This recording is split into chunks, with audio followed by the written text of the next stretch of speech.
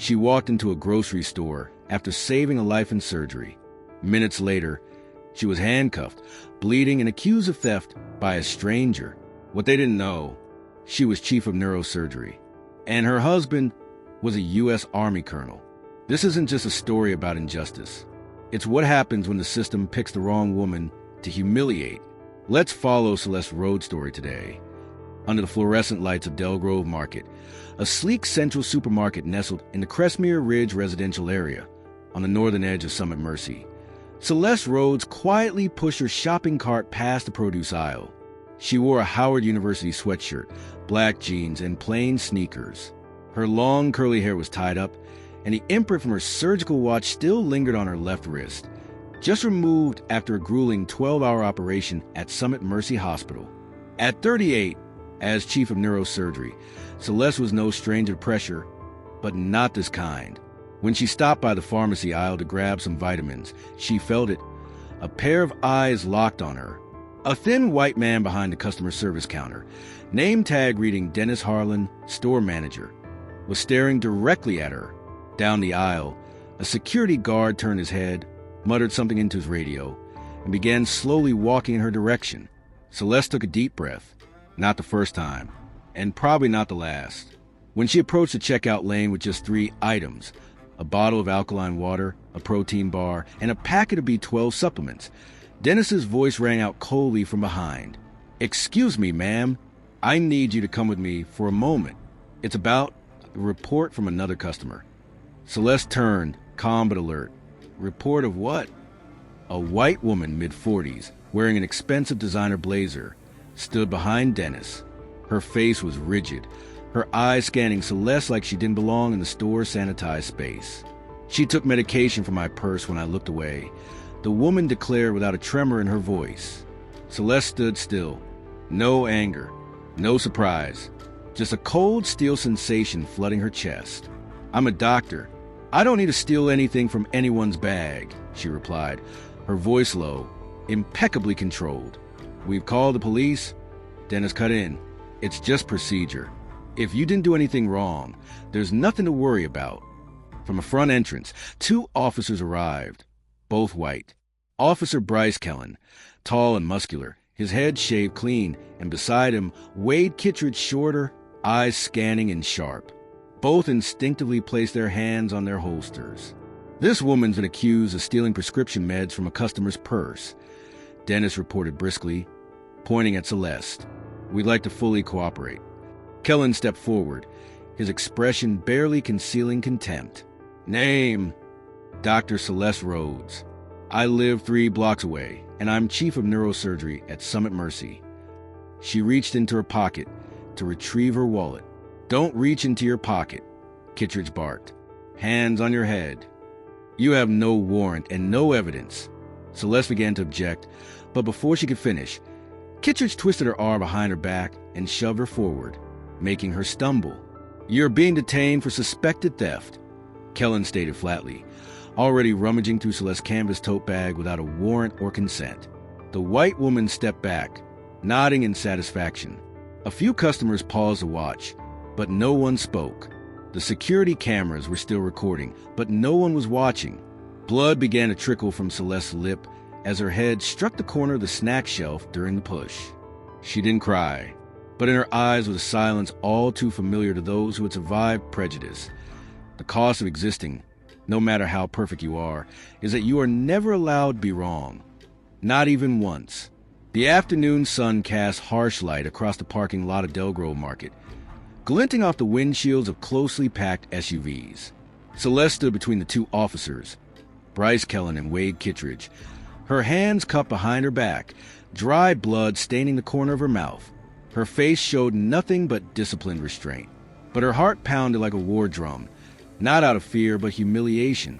Then she heard a siren, lower, steadier than the police's usual shrill. A convoy of military vehicles, painted in desert camo, pulled to a halt along the curb. The center vehicle's door swung open with precision. A tall man stepped down, dressed in full combat uniform, his stride unmistakable to anyone who had ever served. Every step measured like a compass stroke, every motion radiating authority without a single raised voice. Colonel Julian Rhodes, commanding officer of the 101st Airborne Brigade at Fort Fenwick, and Celeste's husband. The parking lot stilled. Shoppers turned their heads. Phones went up. Bryce Kellen frowned, but instinctively straightened his spine as Julian approached. Behind him, a few soldiers followed at a respectful distance, forming an invisible wall. "Officers," Julian said, his voice low and clear, his eyes fixed on the blood at the corner of his wife's mouth. "I am Colonel Julian Rhodes of the United States Army. The woman you place in handcuffs is Dr. Celeste Rhodes, my wife, and also chief of neurosurgery at Summit Mercy Hospital." Wade Kittredge raised an eyebrow, half defiant. "This is a civilian matter, sir. We had cause to detain the subject." Julian didn't flinch. "I'm here because my wife's GPS signal went dark over 40 minutes ago. As both a citizen and an officer, I demand a written explanation of the legal protocol that led you to detain my wife, without reading her Miranda rights, without a search warrant, and without verifying her identity." Kellen lowered his hand from his holster, suddenly aware they were no longer dealing with someone who could be intimidated. "I require your immediate response," Julian continued, eyes scanning the growing crowd of recording bystanders. "Under Tennessee Code Section 40-7-103, an arrest without a warrant is only permissible when an offense is committed in the officer's presence or there is immediate danger. Was my wife found with stolen property? Did she threaten anyone here?" Dennis Harlan, the store manager, stammered from behind. "A customer accused her of stealing medication." Julian turned to the woman. "Your name?" "Brooks. Sloan Everly Brooks," she replied, her voice trembling. "Do you have any evidence?" Everly said nothing. Julian stepped closer. "Let me get this straight. You accuse a neurosurgeon of stealing prescription drugs without camera footage, without witnesses, without checking your own purse. And the police acted solely on an unsubstantiated claim, without requesting ID or verification." The silence was suffocating. "Uncuff her," Julian ordered. Kellen and Kittredge exchanged uncertain glances. But before they could act, one of the soldiers behind Julian, Lieutenant Thaddeus Grant, stepped forward, holding out a body cam device. "We've recorded the entire incident since Colonel Rhodes arrived, including both of your obstruction and failure to provide legal justification." Wade Kittredge hurriedly pulled out his keys and removed the cuffs. Celeste stepped back, rubbing her bruised wrists, though her gaze never wavered. Julian didn't offer comfort. He simply stood by his wife, placing a firm hand on her back, a silent, resolute form of protection that carried more weight than any lecture on justice. The balance of power had shifted, but the real fight was only beginning. Less than a minute after the cuffs hit the pavement, a sharp noise rang out from the crowd. Someone collapsing to the ground. "Grandpa!" a young woman shouted, pushing to the stunned onlookers. An elderly black man, thin in his 70s, lay writhing on the concrete, clutching his chest, eyes rolled back.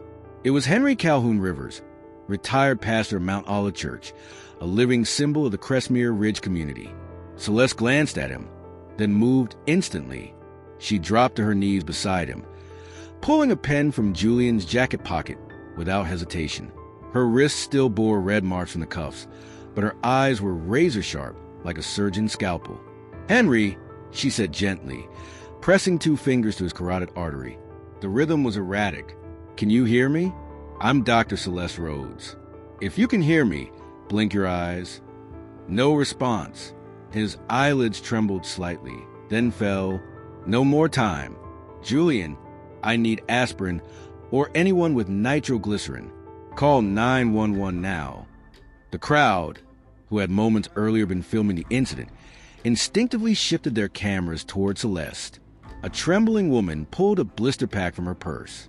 "I have aspirin, doctor." Celeste took it, crushed the tablet in her palm, and slipped it beneath Reverend Henry's tongue. Then she began chest compressions. 1, 2, 3, 4, she counted, rhythmically pressing his chest with trained precision. Sweat began to bead on her forehead.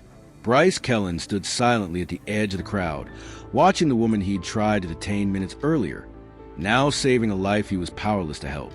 One of Julian's soldiers, Sergeant Ramirez, pushed through the crowd, handing Celeste a personal medical kit. She used gauze to wipe Henry's mouth, checked his pupils. His aged eyes fluttered. Everyone held their breath. A young girl whispered, "She's doing it." Just then, the ambulance tore into the parking lot, its sirens slicing through the thick crowd. 2 EMTs leapt out. One looked at Celeste and nodded. "Dr. Rhodes?" She nodded back, quickly summarizing the patient's status and actions taken. Together, they lifted Henry onto the stretcher. As the wheels of the ambulance rolled away, applause broke out, not loud but steady, full of gratitude and awe. An elderly woman laid a hand on Celeste's shoulder, eyes welling. "You saved a man this town owes everything to. They can't look away from you anymore." Julian stepped beside her, placing his hand gently on her back. Celeste was still catching her breath, but her gaze had softened. There was no longer a need to prove anything with words. Her training and her courage had spoken louder than any defense ever could. And for the first time since the ordeal began, the phone's recording didn't capture a scandal. They captured a miracle. For days after the Delgrove Market incident, an unusual cold front swept through Crestmere Ridge. Dark clouds hung over Summit Mercy Hospital as an ambulance screeched into the emergency bay. Inside was a young boy with a traumatic brain injury from a bicycle accident. Blood leaked from his ear, his blood pressure dropping, pulse weak. A nurse flipped through the intake form and gasped, "Officer Wade Kittredge's son. Name, Mason Kittredge, 8 years old." Down the corridor, Celeste had just completed her 3rd surgery of the day. Her white coat was stained with sweat and dried blood, but her eyes remained razor-sharp. When the coordinator briefed her on the case, Celeste said nothing. She simply nodded, re-scrubbed, gloved up, and entered the OR as if nothing beyond those doors existed. Mason was quickly transferred to the operating table. Bleeding on the left hemisphere, a frontal skull fracture, slight pupil dilation. Celeste signaled for full focus. "We're opening the cranium now. I need the hematoma cleared in 6 minutes or less. This boy has a chance, but we can't make a single mistake." Outside the OR, Wade Kittredge stood trembling, like a man unmoored from gravity. No longer commanding officer with the firm gaze. He was now just a father, his hands shaking as he signed consent forms, unable to look through the glass where Celeste, the very woman he'd once handcuffed and distrusted, was now fighting to save his child with everything she had. Julian Rhodes, in his sand-colored military uniform, appeared next to Wade without warning. He spoke quietly. "She's the one you once said didn't belong here. Today, she's holding your son's life in her hands. So tell me, who's the one that should be questioned about belonging now?" Wade said nothing. His face had gone pale, his throat tight. And in that moment, the faith he once clung to began to fracture. The reasons that had always comforted him, skin color, uniform, authority, suddenly meant nothing. 45 minutes later, the surgery was complete. Celeste removed her mask, wiping sweat from her brow. "We stabilized the boy," she told the nurse. But the next 72 hours will still be critical. As she stepped out, she saw Wade still standing in the same spot, unmoved. His eyes pleaded for something he couldn't name. Celeste looked at him for a few seconds, then spoke gently. "I did it for the boy, for the innocent, not for you. But if it makes you reconsider everything, then maybe it wasn't in vain." At that same moment, Marcus Ellery, the 14-year-old who filmed the video of Celeste saving Reverend Henry Rivers in the grocery store, sat silently at the far end of the hallway. He clutched a worn backpack, camera slung over his shoulder, eyes fixed on Celeste. He wasn't there out of curiosity. His grandmother, Bernice, had just undergone heart surgery. Celeste was the lead surgeon. In the 4 hours he'd been waiting, Marcus hadn't moved, watching every door swing open like he was waiting for something bigger than just a surgical update. When Celeste emerged from the operating room, Marcus quietly turned on his camera. But this time, it wasn't for live streams or views. He recorded because he knew he was witnessing a living chapter of history. He whispered to the friend beside him, "That's not just a doctor. That's someone teaching this whole town a lesson no textbook ever could." The short clip, titled, "Doctor Saves the Son of the Man Who Wrongly Arrested Her," would become a media centerpiece of the week that followed. And once again, Crestmere Ridge was no longer silent. Under the dim light of the basement office, Celeste Rhodes sat at a desk, her face lit in blue by the laptop screen, brows furrowed in focus.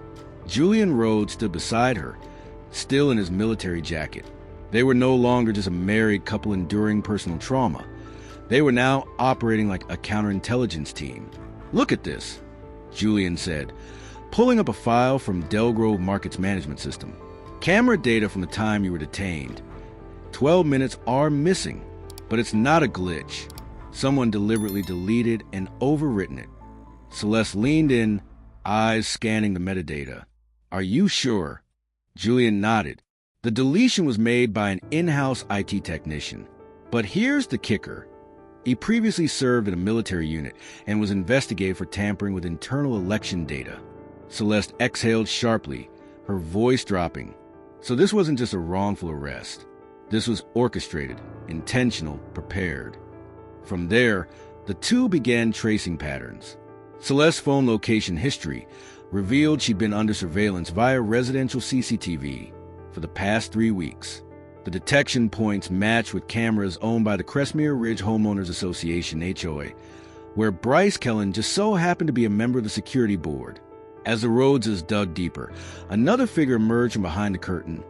George Kellen, age 64, father of Bryce Kellen, president of the Georgia State Police Union, and a senior advisor on the HOA board in Crestmere Ridge, despite not residing there officially. "There it is," Julian said, pointing to a connection map of internal documents he had collected from an anonymous source, a young officer inside the Crestmere Police Department. Bryce Kellen and Wade Kittredge were the ones who signed off on targeted patrols in predominantly black neighborhoods over the past 6 months on the guise of proactive order maintenance. Celeste raised an eyebrow. "And most of the citations were baseless?" "Exactly. Vague charges like suspicious behavior, non-compliance. And this?" Julian clicked on another data file. "Wade's hiring records. There are at least 3 pieces of evidence that he lied about his military service. He never served, but claimed 2 years in Iraq. And Kellen, he was previously investigated for racial harassment in Monroe County. His record was scrubbed when he transferred." Celeste was silent for a long moment. They built an entire shadow network, coordinating supermarket security, local police, and the HOA to surveil, alert, and exclude residents or visitors who didn't match the cultural expectations of the neighborhood.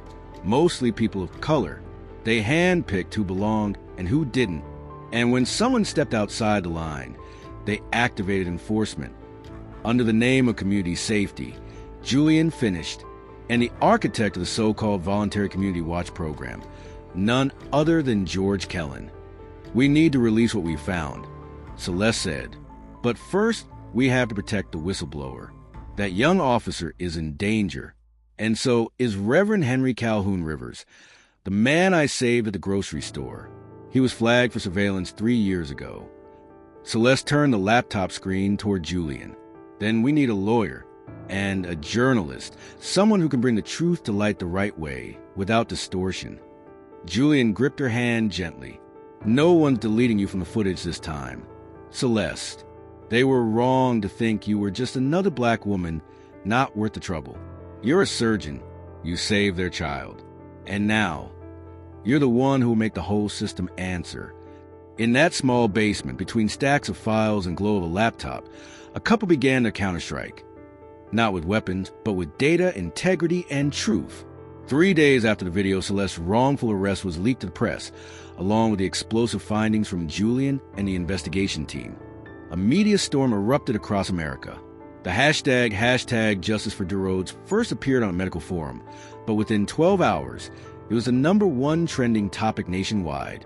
Every major network, NBC, CBS, CNN, and independent outlets, aired clips of Celeste Rhodes in handcuffs outside Delgrove Market, juxtaposed with footage of her saving Reverend Henry Calhoun Rivers. Most viewers weren't just outraged. They were emotionally shaken by the brutal irony. A doctor, the lifesaver of hundreds, treated like a thief for no reason other than the color of her skin. The American Medical Association issued a formal statement in support of Celeste, declaring, No physician in modern America should ever be so publicly humiliated. The Veterans Association also voiced their support. She's not just the wife of a colonel. She's a symbol of honor and public service. On a Sunday evening talk show, the wife of an Illinois state senator teared up recounting how her son, injured in a Chicago traffic accident, was saved by none other than Celeste. I didn't see a black woman. I saw the doctor who did what no one else dared, uphold her oath of healing above all insult. Julian, during that time, received more than 47 interview requests from major television networks, but he declined them all, choosing to appear only once, during a keynote speech at Tuskegee University, his alma mater. Before an audience of over 3,000 students, Julian said, "Justice is not a momentary act. It's the process of forcing an entire system to stop and look in the mirror." Celeste didn't ask for anyone to be fired. She asked that no one should be humiliated simply for buying cough medicine. That Saturday, a silent protest took place outside the Crestmere Ridge Police Department, drawing over 10,000 people. There were no chants, no sharp slogans, only white lab coats and raised portraits of Celeste. A group of high school students recreated the scene where she saved Reverend Henry, using a life-size model on campus, an act of living remembrance. In New Orleans, a jazz ensemble composed a piece titled "Uncuffed Hands," performing it in a public park as hundreds held candles. Though Celeste remained silent before the press, the power of her composure had grown into a symbol, not because she was arrested, but because she chose to respond with action, not resentment. A PBS evening news segment ended with the anchor saying, "Some are remembered for fame, others for changing the very meaning of honor. Celeste Rhodes is one of the latter." And while the headlines continue to call her a symbol, Celeste Rhodes and her husband Julian were preparing for a moment that wouldn't need a camera, only truth ready to testify. That afternoon, the federal courthouse in Crestmere Ridge was packed to capacity. Camera flashes blinked like silent fireworks as Celeste Rhodes entered the hearing room, accompanied by Julian and civil rights attorney Alonzo Beck. Outside, supporters held up signs reading #Justice for DeRhodes as national networks broadcast every minute live. The U.S. Department of Justice had called for an emergency hearing after the Rhodes family presented a flood of compelling evidence. Beside them sat dozens of witnesses previously targeted by the Crestmere Ridge system due to their race. Elders, teenagers, small business owners. Each carried a story, and each story further expanded the thread of truth Celeste had begun unraveling. When attorney Beck played the recovered hidden camera footage, restored using military-grade equipment, showing Bryce Kellen and Wade Kittredge handcuffing Celeste without reading her Miranda rights, without verifying the accusation, without reviewing surveillance footage. The courtroom held its breath. Then came the string of text messages between the Del Grove market manager and the HOA council, using coded language like "maintain neighborhood complexion" and "remove foreign elements." The turning point came when Beck asked to present a secret audio recording from a closed-door meeting between 3 senior officers and George Kellen, community security advisor to the HOA and father of Officer Bryce Kellen. The meeting, recorded by a young whistleblower through a military reporting channel, landed a blow directly to the root. In the audio recording, George Kellen Sr. stated clearly, "If we don't act, there'll be more people like that doctor. They think just because they're educated, married to military, they get a free pass? We need to make sure they understand. Crestmere is not where you test the limits of our tolerance." The sound was crisp, undeniable. Celeste sat still, hands resting on the table. Not a single tear fell, but in her eyes was an ocean of generations once silenced. Julian gently placed his hand on the back of her chair, his gaze fixed unwaveringly on the board. The tension escalated when Sergeant Hannah Mays, a young white officer who had served under Kittredge, voluntarily took the stand. Her voice trembled. "I overheard unofficial instructions to scrutinize anyone who didn't look like a longtime resident. I stayed quiet because I was afraid. But after watching what they did to Dr. Rhodes, I couldn't keep looking away." A small ripple of applause came from the gallery, quickly hushed by the judge, but enough to spark a quiet wave of hope. The hearing adjourned at 3:47 p.m. That day, the media named it the day the system was unmasked. In the hallway, an elderly woman clasped Celeste's hand and whispered, "You don't know this, but you've spoken for those of us who never got the chance to." Celeste nodded wordlessly. She understood. The hearing wasn't just about proving her innocence. It was about exposing a system built to treat her presence as a threat. And today that threat spoke. Within 72 hours of the hearing, the fallout was national.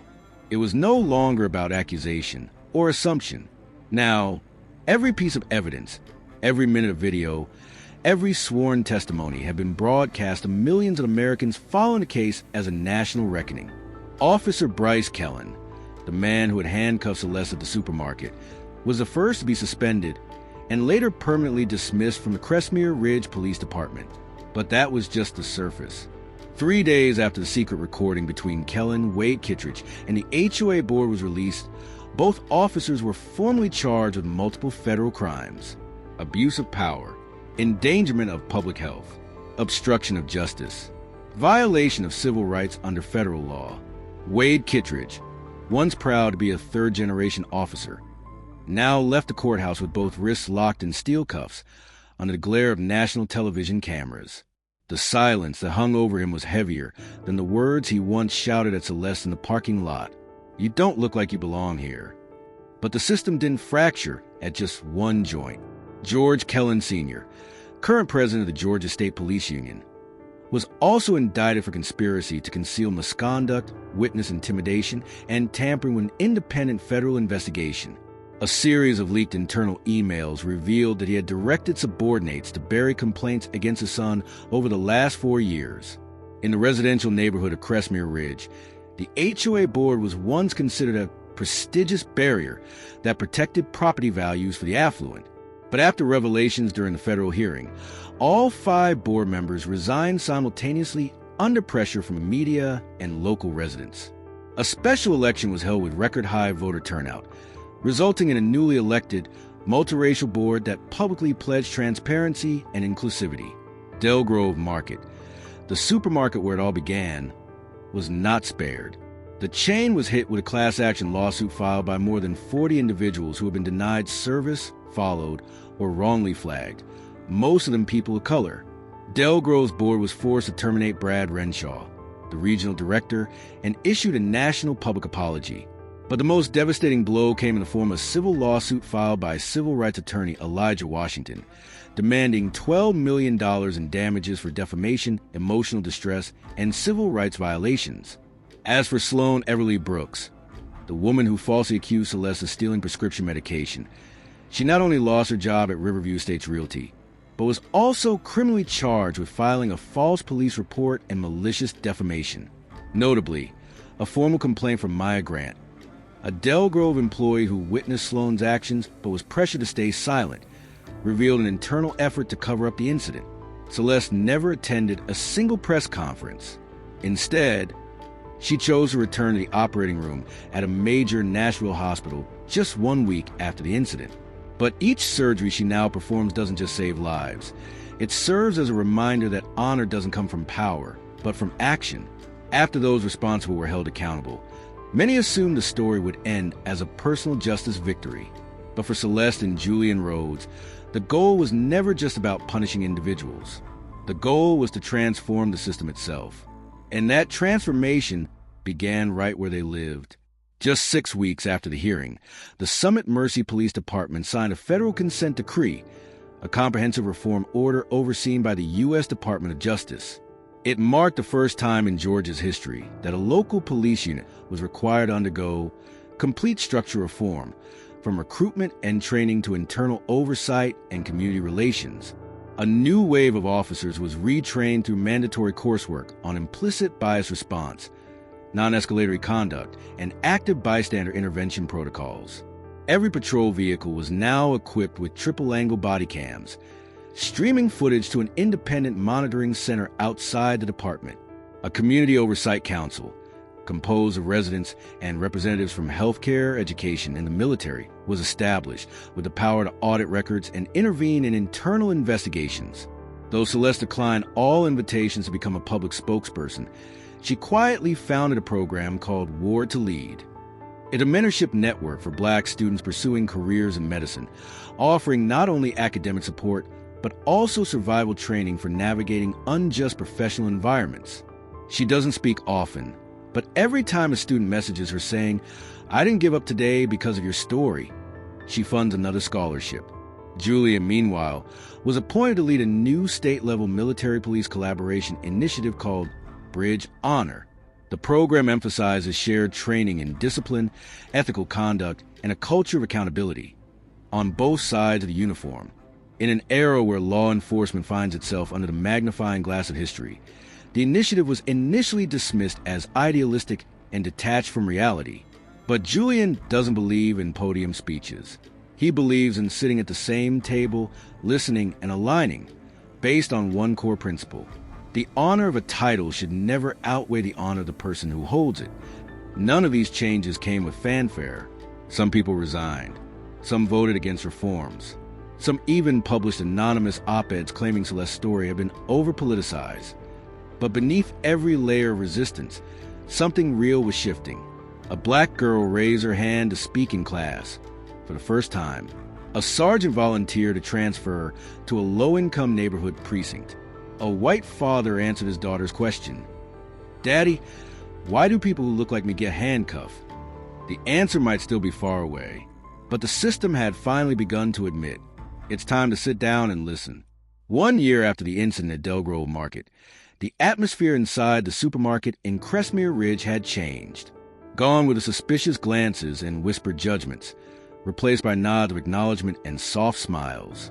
On a quiet spring Saturday afternoon, Celeste Rhodes walked to the familiar automatic doors, a simple canvas bag in hand.